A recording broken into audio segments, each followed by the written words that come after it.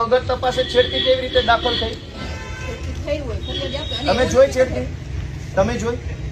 તમે પોતે ત્યાં ઊભા હતા, તમે પેલી બેનને ધક્કો મારીને બહાર લઈ જાવ છો. એ તો સાહેબ એ તો પછી હું આવી હતી, એ પેલા તો બનાવ બન્યો. તમે છેડતી જોઈ? ત્યાં છેડતી કરવા ગયા હતા લોકો? બનાવ બની. હું શું કહું, આ છેડતી કરવા ગયા હતા ત્યાં? એ છેડતી કેન્દ્ર છે? એ કોલેજ છે તો ત્યાં છેડતી કરવા ગયા? કોલેજ છે? કોલેજ છે? આ કોલેજ જેમ છે તો ટેકાના ભાવની ખરીદી કરનારા લોકો ખેડૂત પાસેથી પૈસા માંગે છે, એના માટે થઈને કોઈ એમને જાણ કરી તો આનું શું છે? આમાં એફઆરઆઈ થઈ ગઈ કે નથી થઈ? એક મિનિટ, તમે એમ કહો જ્યાં રજૂઆત કરવાની ના કરો. પ્રાંત અધિકારીને 18, 19, 20 તારીખે 3 વખત રજૂઆત કરી. આરએસસી કલેક્ટરને 18 ને 22 તારીખે 2 વાર રજૂઆત કરી. કલેક્ટર સાહેબને 24 તારીખે મેં રજૂઆત કરી.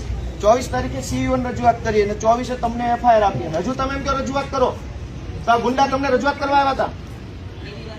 બેન, ભગવાનથી ડરો, ભગવાનથી ડરો.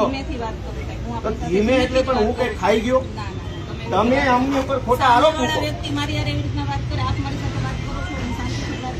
બેન, તમે છેડતીનો આરોપ કેવી રીતે લગાવ્યો ના ઉપર?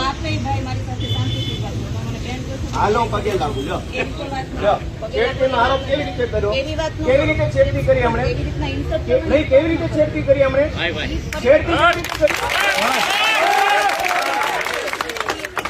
હરિયાળીનો બધું કે છે, મેં કીધું. પગે લાગુ તમને. લો, પગે લાગુ. લો, છેડતી કેવી રીતે કરી? બેન,